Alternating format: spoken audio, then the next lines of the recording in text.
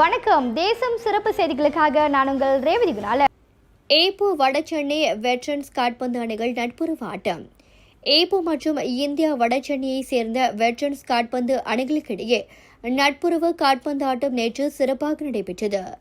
முன்னாள் கால்பந்து வீரர்களே ஒன்றிணைந்து விளையாட்டு மூலம் இரு நாட்டு தமிழர்களிடையே பிணைப்பை வலுப்படுத்தும் நோக்கில் இப்போட்டி ஏற்பாடு செய்யப்பட்டது.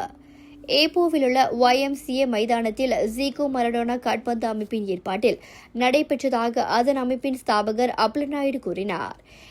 வணக்கம். இனிமே சொல்க, எல்லோரும் வாழ்க. ஓகே, நாங்கள் ஜிக்கோ மரடோனா FC மலேசியா 2020லேருந்து 2026 மட்டும் நாங்கள் இந்த நட்புரை நிறையா விளாண்டுருக்கோம். இந்த தடவை நார்த் சென்னையிலேருந்து வந்திருக்காங்க. அதாவது இன்டர்நேஷ்னல் கேம், இது எங்களுக்கு முதல் தடவை இன்டர்நேஷ்னல் கேம் வந்திருக்காங்க. அவங்க எங்களுக்கு நல்ல ஒரு சப்போர்ட் கொடுத்தாங்க. அதே நேரத்தில் நல்ல ஒரு கேமை நாங்கள் விளாண்டு முடித்தோம். இனி வரும் காலத்தில் இன்னும் நிறையா கேமு இன்டர்நேஷ்னல் கேமு கூட டீம் கூட பந்து விளாடுவோம். அதே நேரத்தில் எங்கள் டீமுக்கு சப்போர்ட் பண்ண மிஸ்டர் யோகராஜா இருக்கார், அப்புறம் மிஸ்டர் முருகன் சார் இருக்கார், அப்புறம் தினாகரன் சார். அப்புறம் இன்றைக்கி இந்த கேமு மெயினாக ஒரு எங்களுக்கு ஒரு நல்லது என்னென்னா, எங்களோட டீம் மேனேஜர், அசிஸ்டன்ட் மேனேஜர் அவங்களோட பிறந்த நாள் முன்னிட்டு நாங்கள் இந்த கேமை அரேஞ்ச் பண்ணோம். இப்போட்டியில் இரு அணி வீரர்களும் திறமையாக விளையாடி பார்வையாளர்களை கவர்ந்தனர். போட்டி முடிவில் வெற்றி தோல்வி முக்கியமில்லை என்ற மனநிலையில் நட்பு மற்றும் சகோதரத்துவம் மேலோங்கியது.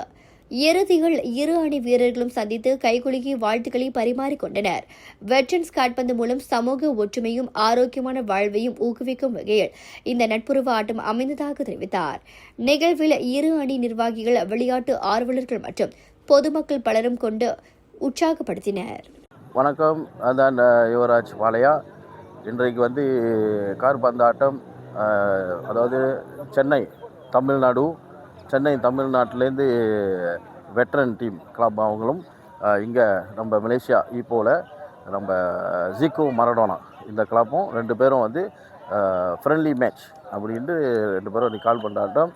ஸோ இது ஒரு ரெண்டு பேர்த்துக்கும் நான் வாழ்த்துக்கள் சொல்லிக்கிறேன். அவங்க இவ்வளோ எட்டையிலேருந்து சென்னையிலேருந்து தமிழ்நாட்டிலேருந்து இங்கே இந்த நட்பு கால்பந்து ஆட்டத்தை கலந்துருக்காங்க. ஏற்பாடு செஞ்ச நம்ம ஜீகோ மரடோனா டீமின் தலைவர் அப்புறம் நாயுடு சாமி அவர்களுக்கும் என்னோடய வாழ்த்துக்கள். இது என்னத்தை காமிக்குதுன்னா, உறவு, நம்மளோட நட்பு, இதெல்லாம் மேலும் அவங்க அடிக்கடி இந்த மாதிரி கால்பந்து ஆட்டத்தை செய்யணும்.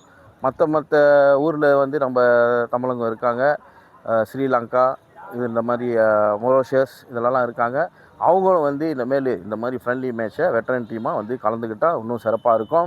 இத்துடன் இன்றைய செய்திகள் நிறைவடைகின்றன. மேலும் பல ஆன்மீக செய்திகளை தெரிந்து கொள்ள தேசம் டிவி மலேசியா யூடியூப், டிக்டாக் மற்றும் இதர சமூக வலைத்தளங்களை பின்தொடருங்கள். உங்களிடமிருந்து விடைபெறுவது நான் உங்கள் ரேவதி குணாலன். மக்களோடு தேசம், தேசத்தோடு மக்கள். நன்றி, வணக்கம். ஒரு வீட்டுக்கு ஒரு பட்டதாரி எனும் நிலை போய் ஒரு வீட்டுக்கு பல மருத்துவர்களை உருவாக்கும் நடவடிக்கையில் இறங்கியுள்ளது எய்ம்ஸ் பல்கலைக்கழகம்.